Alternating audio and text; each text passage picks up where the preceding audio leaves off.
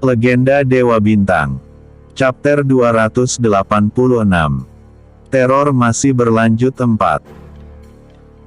Sementara Xiao Guang masih sibuk menghadapi para kultivator kegelapan, Xiao Lang juga sedang disibukkan dengan para arwah yang masih tersisa, yang tersebar hampir di seluruh penjuru ibu kota kekaisaran. Namun tentunya, para arwah tersebut bukanlah lawan yang sebanding dengan Xiao Lang, sehingga Xiao Lang bisa mengalahkan mereka semua dengan sangat cepat. Para warga ibu kota dan prajurit kekaisaran merasa sangat senang karena ada orang yang bisa mengalahkan para roh dan orang tersebut mau membantu mereka. Hanya saja mereka semua nampak sangat penasaran dengan identitas kedua pria yang telah menyelamatkan mereka semua. Pasalnya kedua pria yang menyelamatkan mereka menggunakan topeng untuk menutupi wajahnya. Siapa sebenarnya mereka berdua itu? Kekuatan mereka sangatlah hebat, tapi di mana yang satu lagi? Tanya salah satu prajurit pada temannya. Yang satunya sedang berhadapan dengan arwah yang lain dan nampaknya arwah yang dihadapinya jauh lebih kuat, jawab prajurit yang lainnya. Jangan pikirkan masalah itu sekarang, lebih baik kalian kembali ke istana dan laporkan masalah ini kepada Yang Mulia Kaisar. Aku akan membantu para prajurit lain yang sedang terluka, ujar prajurit yang lain. Kedua prajurit kekaisaran yang sedang mengobrol tersebut langsung tersadar setelah mendengarkan perkataan teman mereka. Setelah itu kedua prajurit tersebut langsung pergi menuju ke istana kekaisaran untuk memberikan laporan kepada kaisar tentang apa yang sedang terjadi sekarang, meskipun sebenarnya, kaisar sudah mengetahui sedang terjadi penyerangan, namun kaisar tidak mengetahui tentang penyerangan tersebut secara rinci, sebab kaisar dilarang untuk meninggalkan istana. Di dalam istana kekaisaran, Kaisar Zhou nampak sedang mondar-mandir dengan raut wajah yang nampak sangat tidak enak untuk dipandang. Perasaan yang Kaisar Zhou rasakan saat ini juga tidak menentu dan benar-benar membuat Kaisar Zhou kebingungan harus berbuat apa. Di satu sisi, Kaisar Zhou merasa sangat khawatir dengan keadaan para rakyatnya, sedangkan di sisi lain, Kaisar Zhou juga merasa takut terhadap para arwah. Tidak lama kemudian dari arah pintu istana yang sangat besar datang dua orang prajurit dengan tergesa-gesa. Meskipun hanya samar-samar, namun Kaisar Zhou bisa melihat bahwa di wajah kedua prajurit tersebut terukir senyuman kebahagiaan. Seketika itu juga raut wajah Kaisar Zhou langsung berubah dan kembali duduk dengan tenang di singgasananya. "Ada apa?" tanya Kaisar Zhou. "Maaf sudah lancang Yang Mulia. Kami hanya ingin menyampaikan bahwa para roh sudah berhasil diatasi. Selain itu nyawa para warga ibu kota kekaisaran juga bisa diselamatkan dan kita berhasil mencegah lebih banyak korban yang berjatuhan, baik dari para warga ibu kota kekaisaran ataupun dari para prajurit kekaisaran," jawab prajurit tersebut. "Benarkah? Siapa yang bisa menghabisi para roh tersebut?" tanya Kaisar Zhou merasa senang. "Kami juga tidak mengetahui siapa mereka Yang Mulia." Mereka berdua tiba-tiba saja muncul dari langit bersamaan dengan hujan tombak energi yang terbuat dari kekuatan cahaya. Selain itu mereka berdua juga menutup wajahnya dengan topeng, jawab prajurit tersebut. "Kultivator cahaya? Mereka pasti kultivator cahaya. Kalau begitu antar aku ke sana sekarang juga," ujar Kaisar Zhou. "Tunggu Yang Mulia, para roh masih berada di mana-mana. Akan terlalu berbahaya jika Anda pergi ke sana," ujar Jenderal Utama Kekaisaran. "Tidak Jenderal, para roh yang tersebar di seluruh kota sudah berhasil dihabisi. Sekarang hanya tinggal beberapa arwah saja yang tersisa," ujar salah satu prajurit yang datang melapor. "Baiklah. Kalau begitu mari kita ke sana sekarang," ucap Kaisar Zhou. Setelah itu Kaisar Zhou bersama Jenderal Utama dan para petinggi istana langsung pergi menuju ke kota untuk menemui kultivator cahaya yang telah membantu mereka. sebab Kaisar Zhou ingin menyampaikan rasa terima kasihnya secara langsung kepada kultivator cahaya tersebut. Kaisar Zhou juga berniat untuk merekrut kultivator cahaya tersebut agar bisa menjadi pengawal pribadinya. Sementara itu, pertarungan antara Xiao Guang dan para kultivator kegelapan masih terus berlanjut. Hanya saja jumlah para kultivator kegelapan sekarang hanya tinggal 3 orang saja, sedangkan yang lainnya sudah berhasil dikalahkan oleh Xiao Guang. Padahal awalnya para kultivator kegelapan tersebut merasa sangat yakin bisa mengalahkan Xiao Guang, bahkan mereka sampai merendahkan Xiao Guang. Tapi sekarang, justru mereka yang merasakan ketakutan saat berhadapan dengan Xiao Guang. Sial! Aku benar-benar tidak menyangka bahwa kultivator cahaya akan sangat kuat seperti ini, ucap komandan kultivator kegelapan. Sang komandan kelompok kultivator kegelapan yang menyerang ibu kota kekaisaran, kemudian memanggil lebih banyak arwah untuk membantu mereka mengalahkan Xiao Guang. Namun semua arwah yang telah dipanggil tetap saja tidak berhasil menghentikan Xiao Guang, bahkan Xiao Guang tidak memberikan para arwah tersebut kesempatan untuk menyerangnya. Dengan pedang energi yang diciptakan dari kekuatan bintang di tangannya, Xiao Guang dapat dengan mudah menebas dan membasmi para arwah yang telah dipanggil, bahkan Xiao Guang berhasil memusnahkan mereka semua hanya dalam hitungan detik saja. Xiao Guang, jangan berlama-lama dan habisi mereka sekarang juga, ujar Xiao Lang melalui telepati. Baik Tuan, jawab Xiao Guang. Xiao Guang kemudian meningkatkan kecepatan serangannya. Gerakan Xiao Guang benar-benar tidak bisa diikuti lagi oleh mata. Dalam waktu kurang dari 1 detik, Xiao Guang tiba-tiba muncul di hadapan salah satu kultivator kegelapan dan langsung menebaskan pedangnya. Karena kecepatan Xiao Guang yang sangat luar biasa, kultivator kegelapan tersebut bahkan tidak sempat untuk menghindar dan akhirnya kultivator kegelapan tersebut langsung mati dengan kepala terpenggal. Setelah itu, Xiao Guang langsung melesat dengan kecepatan yang sangat luar biasa dan hanya dalam sekejap, Xiao Guang sudah sampai lagi di hadapan salah satu kultivator kegelapan yang lainnya. Lalu dengan gerakan secepat kilat, Xiao Guang menebaskan lagi pedangnya dan membuat kultivator kegelapan tersebut mati dengan keadaan yang sama, yaitu dengan kepala terpenggal dan tubuh yang meledak. Sialan, apa kau pikir aku tidak bisa mengalahkanmu? Ujar komandan pasukan kultivator kegelapan. Swas, aura kegelapan yang sangat besar meledak dari tubuh sang komandan pasukan kultivator kegelapan. Namun sayangnya, ledakan aura tersebut tidak berarti apa-apa untuk Xiao Guang. Ledakan aura tersebut juga tidak bertahan lama, karena beberapa saat kemudian Xiao Guang sudah berada di hadapan komandan kultivator kegelapan tersebut dan memenggal kepalanya. Ini adalah hukuman yang sangat pantas untuk kalian para manusia yang sangat keji, gumam Xiao Guang. Setelah itu Xiao Guang terbang menghampiri Xiao Lang yang sudah menunggunya sejak tadi. Tuan, aku sudah menyelesaikan tugas dari Anda, ucap Xiao Guang. Bagus, sekarang kita bisa kembali ke dunia hampa, ujar Xiao Lang. Tunggu Tuan, jangan pergi, ujar Kaisar Zhou menghentikan Xiao Lang dan Xiao Guang. Chapter 287. Amarah Xiao Guang. Tepat di saat Xiao Lang dan Xiao Guang ingin pergi meninggalkan ibu kota kekaisaran, Kaisar Zhou dan Jenderal Utama beserta para petinggi istana kekaisaran datang dan menghentikan mereka berdua. Kaisar Zhou dan rombongannya kemudian mendekati Xiao Lang dan Xiao Guang, lalu Kaisar Zhou langsung menyampaikan rasa terima kasihnya kepada Xiao Lang dan Xiao Guang.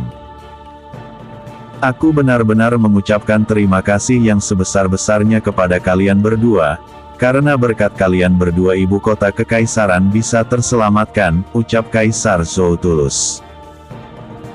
Tidak apa-apa yang mulia, Kami melakukan semua ini karena kami sangat bermusuhan dengan para kultivator kegelapan, jawab Xiao Guang. Begini saja, bagaimana kalau kita berbicara di istana agar aku bisa mengucapkan terima kasih dengan layak kepada kalian berdua? Aku mohon jangan menolak permintaanku ini, ucap Kaisar Zhou. Karena Kaisar sudah memohon kepadanya, Xiaolang kemudian menyetujui permintaan Kaisar Zhou yang ingin mengundang mereka berdua ke istana. Setelah itu mereka semua langsung kembali menuju ke istana kekaisaran. Sesampainya di istana kekaisaran, Xiaolang dan Xiao Guang diperlakukan dengan sangat hormat, bahkan mereka berdua dipersilahkan untuk duduk di kursi kehormatan. Namun seperti biasanya, Xiaolang tetap menolak hal tersebut dan malah duduk di kursi biasa yang ada di ruang singgasana. Kaisar Zhou dan mereka semua nampak sangat kaget dengan perbuatan Xiaolang dan Xiao Guang. Mereka semua benar-benar tidak menyangka bahwa kedua kultivator kegelapan tersebut tidak tertarik dan tergiur dengan kehormatan. Bahkan Kaisar Zhou malah teringat akan seseorang yang juga tidak pernah tergila-gila dengan kehormatan. Sebelumnya aku ucapkan terima kasih karena kalian berdua sudah mau menolong kekaisaran, lalu aku juga mengucapkan terima kasih karena kalian berdua sudah mau menerima ajakanku untuk datang ke istana kekaisaran, ucap Kaisar Zhou. Yang mulia, bukankah sudah aku katakan untuk tidak perlu sungkan seperti ini? Kenapa Anda berulang kali mengucapkan terima kasih pada kami berdua, jawab Xiaolang. Hahaha, maaf jika membuat kalian berdua tidak nyaman dengan itu, tapi aku benar-benar tidak bisa diam saja dan tidak mengucapkan apapun kepada penyelamat ibu kota kekaisaran, ujar Kaisar Zhou. Baiklah, karena kalian berdua sudah berada di sini, maka aku akan langsung saja mengatakan tujuanku yang sebenarnya, lanjutnya. Apa maksud Anda yang mulia? Tanya Xiaolang. Jadi begini, aku ingin kalian berdua menjadi tangan kananku dan menjadi pengawal pribadiku, bagaimana? Tanya Kaisar Zhou. Xiaolang agak kaget mendengar pertanyaan Kaisar Zhou, karena Xiaolang benar-benar tidak menyangka bahwa Kaisar Zhou berniat untuk menjadikannya dan Xiao Guang sebagai pengawal pribadinya. Xiaolang kemudian menghela nafas panjang sambil menggelengkan sedikit kepalanya. Tentunya perbuatan Xiaolang tersebut menimbulkan tanda tanya besar di benak semua orang. Mereka semua juga nampak sangat penasaran dengan jawaban yang akan dikatakan oleh Xiaolang. Maaf yang mulia, kami para kultivator cahaya tidak pernah mau menjadi bawahan siapapun, bahkan jika itu menjadi bawahan kaisar sekalipun, jawab Xiaolang tegas. Lancang. Berani sekali kau menolak perintah kaisar, kalian memang sudah berjasa dengan menyelamatkan kekaisaran ini, lalu seharusnya kalian merasa terhormat karena bisa berjasa dan bekerja di bawah perintah kaisar secara langsung, ujar salah satu petinggi istana. Benar sekali, bahkan sejak awal kalian sudah berani menghina kaisar dengan menolak untuk duduk di kursi kehormatan. Bahkan kalian berdua sudah merendahkan kaisar dengan cara duduk di tempat biasa seperti itu. Ujar petinggi istana lainnya membenarkan. Tenanglah semuanya, jangan sembarangan bertindak, bagaimanapun juga mereka berdua adalah penyelamat kekaisaran ini, ucap kaisar menengahi. Mohon maaf jika para petinggi istana berkata tidak sopan kepada kalian berdua. Mereka melakukan itu hanya untuk kepentingan kekaisaran ini, lanjutnya. Aku bisa memaklumi hal tersebut, tapi untuk bergabung dan menjadi bawahanmu, kami benar-benar tidak bisa, karena kami memiliki jalan kami sendiri, jawab Xiaolang. Yang mulia, jangan bersikap sopan lagi kepada mereka, dia telah berani berkata lancang kepada yang mulia. Dia bahkan tidak memanggil yang mulia dengan sebutan yang mulia, ujar salah satu petinggi istana. Suasana tenang di dalam istana tiba-tiba menjadi memanas. Karena para petinggi istana nampak sangat tidak senang dengan sikap yang ditunjukkan oleh Xiao Lang, sebenarnya. Sangat wajar jika Xiao Lang bersikap demikian kepada Kaisar Zhou, karena jika diingat lagi kejadian yang lalu, maka seharusnya mereka merasa malu pada Xiao Lang saat ini, dan seharusnya mereka berlutut sambil meminta maaf kepadanya. Namun karena Xiao Lang adalah orang yang tidak terlalu memikirkan masalah sepele, jadi Xiao Lang lebih memilih untuk membiarkan mereka semua saat itu. Jika saja Xiao Lang membuka topengnya sekarang, mungkin mereka tidak akan bisa mengatakan apa-apa lagi dan kemungkinan besar, Kaisar Zhou akan langsung turun dari singgasananya dan berlutut di hadapan Xiao Lang. Prajurit, tangkap kedua orang ini dan penjarakan mereka di penjara bawah tanah. Ujar petinggi istana yang lain. Para prajurit yang sedang berada di istana langsung berdatangan ke ruangan singgasana. Setelah sampai di ruang singgasana, para prajurit tersebut kemudian mengepung Xiao Lang dan Xiao Guang sambil mengarahkan senjata mereka kepada Xiao Lang dan Xiao Guang. Melihat tingkah para petinggi istana yang begitu arogan, membuat Xiao Guang merasa sangat marah dan geram, terlebih lagi tuannya telah dipermalukan di depan matanya sendiri. Kalian semua benar-benar keterlaluan. Kalau tahu sejak awal sikap kalian akan seperti ini, maka aku tidak akan pernah meminta Tuan untuk datang ke sini. Aku bahkan telah lancang menyita waktu Tuan bersama keluarganya hanya untuk menyelamatkan kalian. Tapi sekarang kalian malah memperlakukan tuanku seperti ini. Aku benar-benar menyesal telah berbuat hal yang sangat bodoh seperti ini. Ucap Xiao Guang marah. Itu adalah masalahmu? Kami sudah memberikan kalian kehormatan yang tinggi, tapi kalian malah bersikap lancang kepada Yang Mulia Kaisar, ujar Jenderal Utama. Tuan, maafkan aku, setelah ini aku siap menerima hukuman apapun dari Tuan, tapi untuk sekarang, izinkan aku melakukan apapun yang aku inginkan, ucap Xiao Guang melalui telepati. Silahkan, asalkan jangan berlebihan, jawab Xiao Lang. Prajurit, apalagi yang kalian tunggu, tangkap mereka berdua sekarang juga. Ujar Jenderal Utama. Swas. Boom. Saat para prajurit tersebut hendak bergerak maju untuk menangkap Xiao Lang dan Xiao Guang, aura yang sangat besar tiba-tiba meledak dari tubuh Xiao Guang, sehingga membuat para prajurit tersebut langsung terlempar cukup jauh, bahkan beberapa prajurit langsung pingsan karena tidak kuat menahan tekanan aura intimidasi yang sangat besar tersebut. Kalian sudah membuat kesalahan yang sangat fatal. Ujar Xiao Guang. Chapter 288. Menyelamatkan kota. Kerajaan. Aura yang meledak dari tubuh Xiao Guang benar-benar membuat semua orang yang ada di sana merasakan tekanan intimidasi yang sangat luar biasa.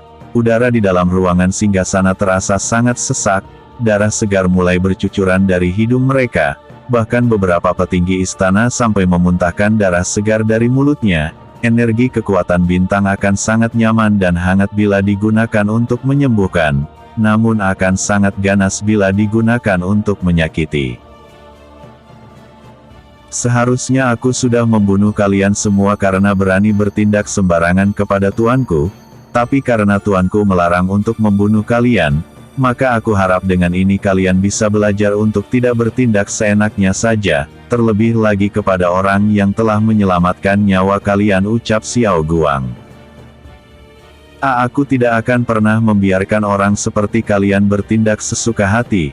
Bahkan kau sudah sangat lancang menunjukkan aura kekuatanmu di hadapan Kaisar. Ujar Jenderal Utama.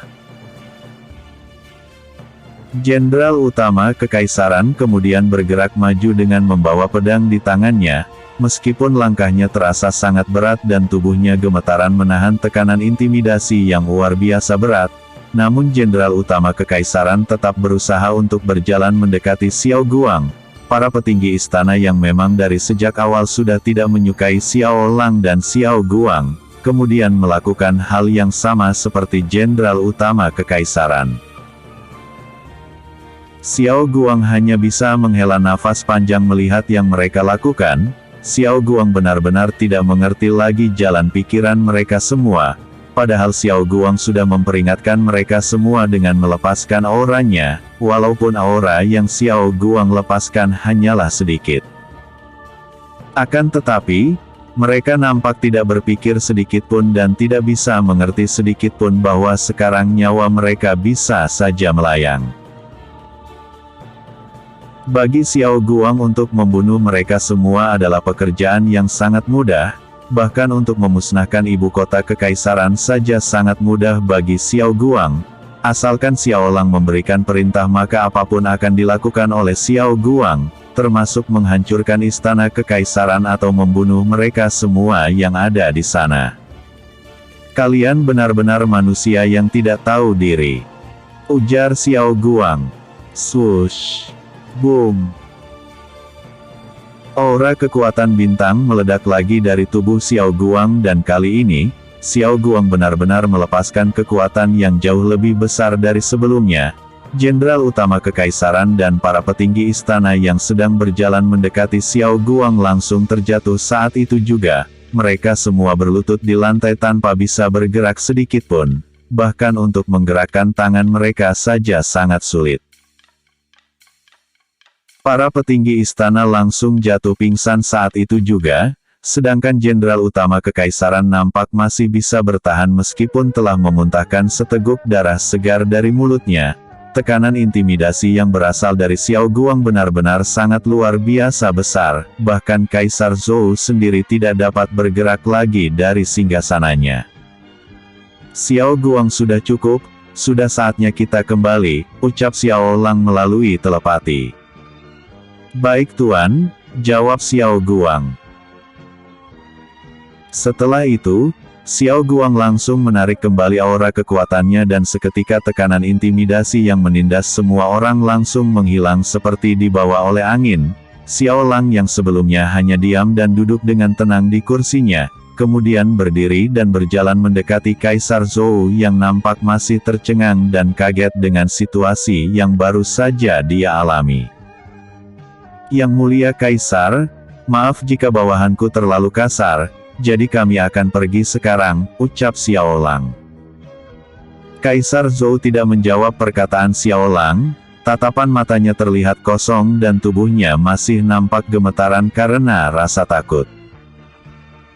Karena tidak mendapatkan jawaban apapun dari Kaisar Zhou, Xiao Lang kemudian mengajak Xiao Guang untuk langsung pergi meninggalkan istana kekaisaran dan kembali ke dunia hampa. Namun sayangnya, saat Xiao Lang ingin membuka gerbang dimensi, Xiao Guang tiba-tiba mendapatkan panggilan dari prajurit pasukan Bulan Sabit, yang mengatakan bahwa telah terjadi penyerangan di beberapa kota yang berada di sekitar ibu kota kekaisaran.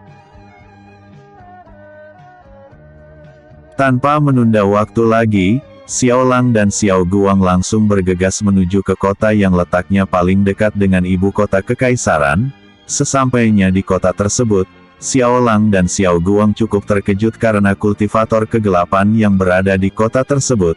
Jumlahnya jauh lebih banyak jika dibandingkan dengan kultivator kegelapan yang menyerang ibu kota kekaisaran. Jumlah kultivator kegelapan yang menyerang kota tersebut hampir mencapai 20 orang dan tentunya, arwah yang mereka panggil juga jauh lebih banyak.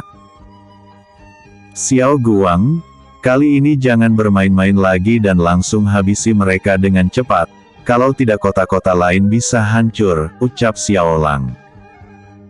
Baik Tuan, aku mengerti, jawab Xiao Guang. Xiao Lang dan Xiao Guang kemudian langsung melesat turun ke kota, sama seperti sebelumnya, Xiao Guang akan langsung berhadapan dengan para kultivator kegelapan, sementara Xiao Lang menghabisi para arwah yang tersebar di seluruh penjuru kota. Namun kali ini, Xiao Lang dan Xiao Guang langsung bertarung dengan kekuatan penuh, agar bisa membinasakan para arwah dan kultivator kegelapan dengan cepat. BBOOMMMM. Ledakan-ledakan besar mulai terdengar di berbagai tempat di kota kerajaan tersebut. Satu persatu, pasukan arwah dan kultivator kegelapan berhasil dibinasakan oleh Xiao Lang dan Xiao Guang, dan hanya dalam waktu kurang dari setengah jam, mereka berdua sudah berhasil membersihkan kota tersebut dari para arwah dan kultivator kegelapan. Setelah itu, Xiao Lang dan Xiao Guang langsung bergegas menuju ke kota berikutnya yang juga sedang terjadi kekacauan karena disebabkan oleh para arwah dan kultivator kegelapan. Xiao Lang dan Xiao Guang bahkan tidak menghiraukan para penduduk kota yang mengucapkan rasa terima kasih mereka. Karena prioritas utama Xiao Lang dan Xiao Guang sekarang adalah menyelamatkan kota kerajaan dari serangan para roh dan kultivator kegelapan yang tersisa. Waktu terus berlalu dengan sangat cepat dan matahari sudah hampir terbit, yang menandakan bahwa malam sebentar lagi akan segera berakhir. Namun pertarungan Xiao Lang dan Xiao Guang melawan para arwah dan kultivator kegelapan masih terus berlanjut, bahkan sudah begitu banyak kota mereka datangi dan sudah tidak terhitung lagi berapa banyak arwah yang telah mereka habisi.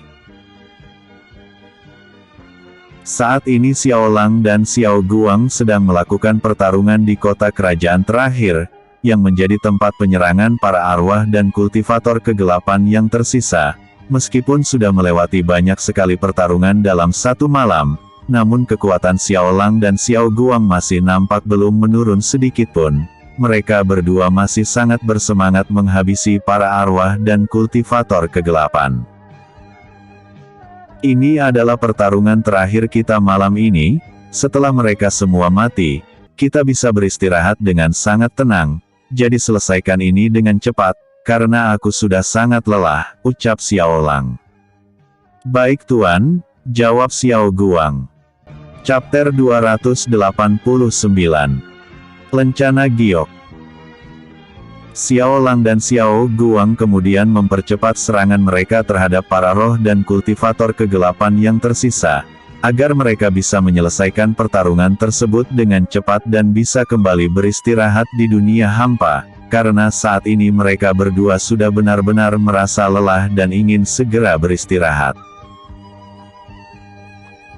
Meskipun keduanya sangat kuat, namun rasa lelah tetap bisa menyerang mereka, terlebih lagi setelah bertarung semalaman tanpa henti. Sebab setelah menyelesaikan pertarungan di satu kota, Xiao Lang dan Xiao Guang akan langsung menuju ke kota yang lainnya, yang juga sedang diserang oleh para arwah dan kultivator kegelapan, sehingga membuat Xiao Lang dan Xiao Guang tidak bisa beristirahat sedikitpun. Waktu terus berlalu dengan sangat cepat, pertarungan juga masih terus berlanjut. Meskipun pertarungan tersebut sangat cocok disebut sebagai pembantaian sepihak, yang dilakukan oleh Xiao Lang dan Xiao Guang terhadap para roh dan kultivator kegelapan, ledakan-ledakan juga terus terjadi di mana-mana mengiringi jalannya pembantaian tersebut, hingga akhirnya pertarungan panjang mereka berakhir tepat saat matahari terbit. Xiao Lang dan Xiao Guang akhirnya bisa menghela nafas lega, karena sekarang pertarungan benar-benar telah berakhir. Meskipun Xiao Guang dan Xiao Lang berhasil memusnahkan para roh dan kultivator kegelapan, namun korban yang berjatuhan juga sangat banyak, terlebih lagi di kota terakhir yang didatangi oleh Xiao Lang dan Xiao Guang. Hah? Akhirnya semua ini berakhir juga. Semoga saja setelah ini tidak ada lagi kultivator kegelapan, karena aku benar-benar sudah sangat lelah menghadapi mereka, ucap Xiao Lang. Tenanglah Tuan, aku rasa mereka benar-benar musnah sekarang, ujar Xiao Guang. Semoga saja begitu, ucap Xiao Lang. Saat Xiao Lang dan Xiao Guang sedang duduk beristirahat, Raja Kota dan para penduduk tiba-tiba datang dan menghampiri mereka berdua. Raut wajah Raja Kota dan semua penduduk nampak sangat senang dan bahagia, karena mereka akhirnya bisa terbebas dari teror yang dilakukan oleh para arwah dan kultivator kegelapan. Maaf karena sudah mengganggu waktu istirahat Tuan berdua. Aku sebagai Raja Kota mewakili semua penduduk untuk mengucapkan terima kasih kepada Tuan berdua, ucap Raja Kota ramah. Yang mulia Raja, tidak perlu merasa sungkan seperti ini, karena sudah menjadi tugas kami untuk menghancurkan kejahatan, terutama kejahatan yang dilakukan oleh para arwah dan kultivator kegelapan, jawab Xiao Lang. Tuan sangat rendah hati, bagaimana kalau Tuan datang ke istana kota, agar kami bisa mengucapkan terima kasih secara layak kepada Tuan berdua, ajak Raja Kota. Aku benar-benar minta maaf Yang Mulia, bukannya kami bermaksud tidak sopan, namun kami berdua harus segera pulang sekarang, jawab Xiao Lang ramah. Baiklah, kalau memang begitu kami juga tidak bisa memaksa Tuan berdua, tapi sekali lagi aku benar-benar mengucapkan rasa terima kasih kepada Tuan berdua, ucap penguasa kota. Ah ya, maaf kalau aku sedikit lancang tapi kalau aku boleh tahu, sebenarnya siapa Tuan berdua ini? Tanya penguasa kota. Kami hanyalah kultivator biasa Yang Mulia, namun Yang Mulia bisa menyebut kami sebagai pasukan cahaya, jawab Xiao Lang. Baiklah, akan aku pastikan bahwa nama pasukan cahaya akan terukir di hati semua orang sebagai pahlawan, ucap Raja Kota. Anda terlalu berlebihan Yang Mulia, kalau begitu kami pamit sekarang, ujar Xiao Lang. Setelah itu Xiao Lang dan Xiao Guang langsung menghilang dari hadapan semua orang dan muncul kembali di langit kota kerajaan tersebut. Xiao Lang kemudian langsung membuka gerbang dimensi dunia hampa, agar mereka berdua bisa segera kembali dan beristirahat. Sebelum memasuki gerbang dimensi, Xiao Lang melemparkan lencana pasukan bulan sabit ke arah Raja Kota, yang masih berada di tempat sebelumnya. Raja Kota yang sedang memberikan arahan kepada para pasukan dan penduduk untuk membantu mengumpulkan para korban teror arwah dan kultivator kegelapan, sangat terkejut saat di hadapannya tiba-tiba jatuh sebuah lencana giok dengan lambang bulan sabit di hadapannya. Raja Kota kemudian mengambil lencana tersebut dan memeriksanya. Ketika memeriksa lencana giok tersebut, Raja Kota kembali dikejutkan dengan aura yang dimiliki oleh lencana giok tersebut sama dengan aura yang dimiliki oleh Xiao Lang. Raja Kota kemudian mengarahkan pandangannya ke langit dan berharap bisa menemukan dua orang yang sudah menyelamatkan mereka. Namun sayangnya, Raja Kota tidak menemukan apapun, karena Xiao Lang dan Xiao Guang sudah benar-benar pergi dari tempat tersebut. Ada apa Yang Mulia? Kenapa Anda melihat ke langit? Lalu lencana apa ini sebenarnya? Tanya Jenderal Kerajaan.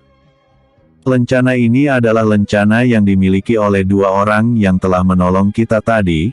Aku juga tidak mengerti kenapa, tapi sepertinya mereka berdua memberikan lencana ini kepada kita, jawab Raja Kota.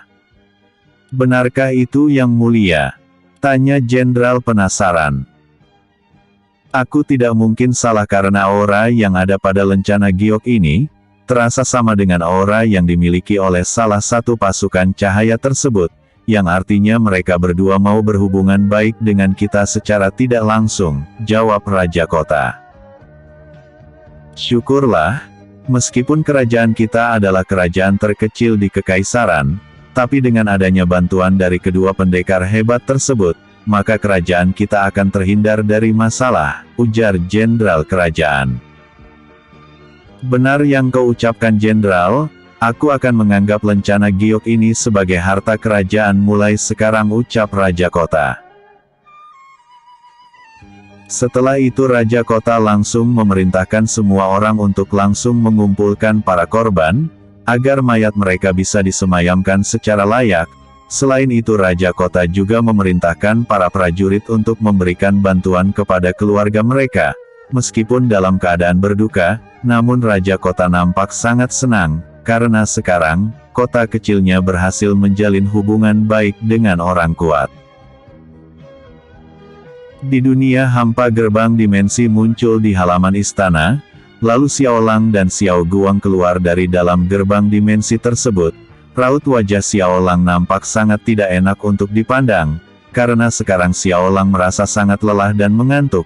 Yang Xiao Lang inginkan sekarang adalah segera sampai di kamarnya dan beristirahat dengan tenang.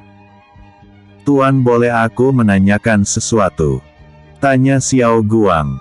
Silahkan, jawab Xiao Lang. Kenapa Tuan memberikan lencana giok pasukan bulan sabit kepada penguasa kota tersebut? Bukankah seharusnya lencana itu hanya dikhususkan untuk kita? Tanya Xiao Guang. Alasannya sederhana, aku merasa raja kota tersebut adalah orang yang sangat baik dan sangat pantas untuk menerima lencana giok pasukan bulan sabit. Selain itu, aku juga merasa sangat yakin bahwa raja kota tersebut mampu menggunakan lencana giok pasukan bulan sabit dengan bijak, jawab Xiao Lang. Sudahlah, sekarang aku ingin kembali ke kamar untuk beristirahat, lanjutnya. Chapter 290. Pembicaraan di aula pertemuan. Setelah itu Xiao Lang langsung masuk ke istana dan langsung berjalan menuju kamarnya, namun saat Xiao Lang hendak membuka pintu kamar, Xiao Lian malah datang menghampirinya dan mengajaknya pergi ke ruang makan, karena semua orang sedang menunggu kedatangannya untuk makan bersama. Xiao Lang sebenarnya merasa sangat lelah dan ingin langsung tidur, namun Xiao Lang juga tidak ingin menolak ajakan putrinya tersebut. Ketika sampai di ruang makan, semua orang yang ada di sana nampak sangat kaget ketika melihat raut wajah Xiao Lang, namun tidak seorang pun yang mau bertanya kenapa raut wajah Xiao Lang bisa seperti itu, karena mereka semua sudah mengetahui bahwa Xiao Lang baru saja kembali dari pertarungan menghadapi para roh dan kultivator kegelapan yang menyerang kekaisaran dan kota kerajaan yang ada di wilayah kekaisaran. Kenapa kalian semua diam saja? Tanya Xiao Lang. Tidak apa-apa kakak, sekarang sebaiknya kita langsung makan saja, jawab Luoli. Mereka semua kemudian langsung memakan makanan yang sudah tersedia di meja makan. Suasana makan terasa sangat sunyi, karena mereka semua tidak ada yang berbicara dan hanya memakan makanan tersebut dengan sangat lahap. Setelah selesai makan, Xiao Erlong mengajak mereka semua untuk berkumpul di ruangan pertemuan, namun Xiao Lang langsung menolak hal tersebut, karena Xiao Lang sudah sangat kelelahan. Beberapa hari sudah berlalu dengan sangat cepat, kabar tentang penyerangan yang dilakukan oleh para arwah dan kultivator kegelapan sudah tidak terdengar lagi, yang menandakan bahwa kultivator kegelapan benar-benar sudah musnah dan tidak tersisa satupun lagi. Xiao Lang juga akhirnya bisa bernafas dengan lega, karena sekarang Xiao Lang sudah tidak perlu berhadapan lagi dengan kultivator kegelapan dan para arwah. Alasan Xiao Lang tidak ingin bertarung dengan kultivator kegelapan dan para arwah bukanlah karena takut dengan kekuatan mereka, tapi karena Xiao Lang sudah merasa sangat bosan untuk berhadapan dengan para arwah yang dipanggil oleh para kultivator kegelapan. Selain itu, Xiao Lang sekarang juga tidak ingin pergi kemana-mana lagi dan hanya ingin fokus pada keluarga kecilnya saja. Tapi tentunya, Xiao Lang juga tidak bisa terlalu bersantai sekarang, sebab Xiao Lang masih harus membawa pasukan bulan sabit untuk pergi ke alam dewa untuk membalaskan dendam keluarganya terhadap para dewa. Selain itu, kekuatan pasukan bulan sabit juga tidak bisa bertambah lagi, karena di alam manusia, sudah tidak ada lagi sumber daya yang bisa meningkatkan kekuatan mereka. Satu-satunya cara untuk meningkatkan kekuatan mereka sekarang adalah dengan pergi ke alam dewa dan menerima sinar baptisan dari alam dewa.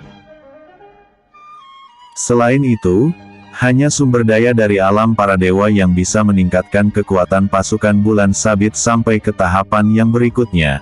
Lalu dengan mendapatkan sinar baptisan dari alam dewa, pasukan bulan sabit akan bisa bersaing dengan pasukan dewa dan tidak menutup kemungkinan untuk mereka semua bisa menjadi dewa. Saat ini, Xiao Lang sedang berada di halaman istana bersama dengan Luoli dan juga Xiao Lian. Mereka bertiga nampak sangat bahagia dengan keluarga kecil mereka sekarang.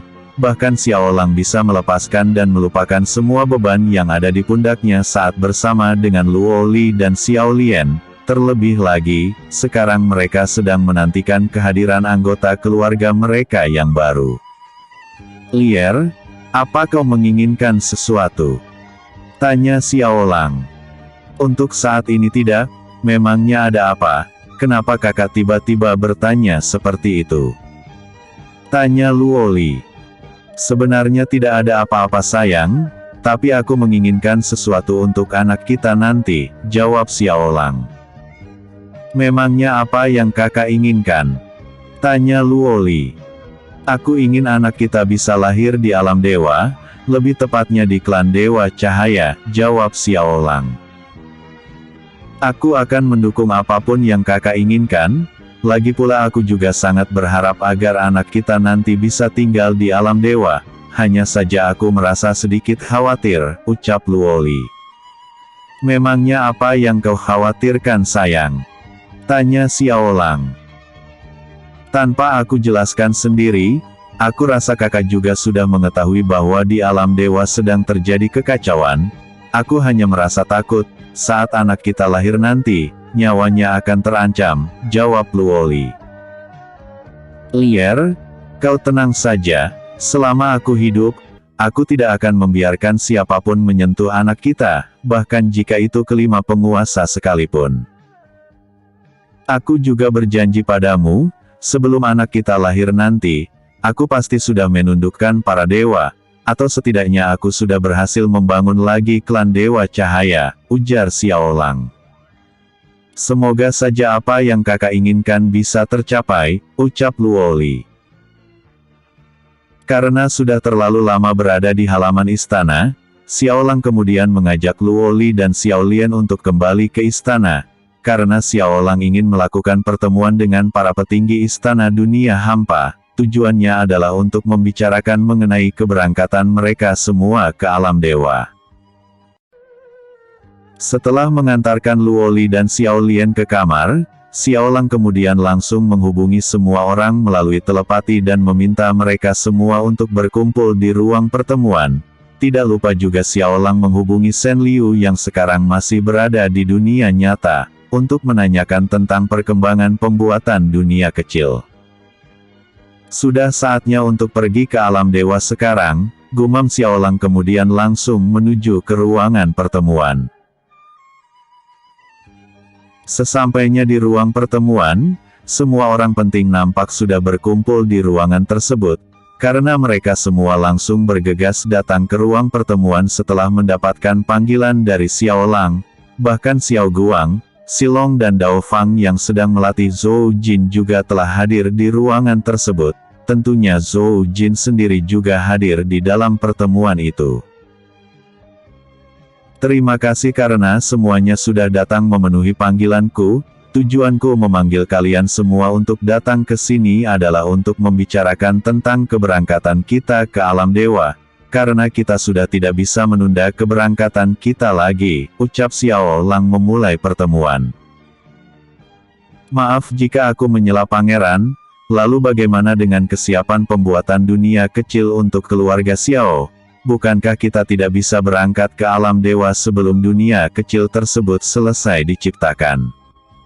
Tanya Zhou Tian. Masalah dunia kecil aku sudah menghubungi ayah sebelum pertemuan ini dimulai. Ayah mengatakan bahwa dunia kecil untuk keluarga Xiao akan selesai dalam beberapa hari lagi, jawab Xiaolang. Kalau memang sudah hampir selesai, sebaiknya kita mulai melakukan persiapan untuk berangkat ke alam dewa dari sekarang, jadi saat dunia kecil tersebut selesai, kita semua bisa langsung berangkat tanpa melakukan persiapan lagi, ucap Shen Guang mau mengutarakan pendapatnya. Memangnya persiapan apa yang perlu kita lakukan? Tanya Tang Song. Bersambung. Chapter 291. Memecahkan masalah.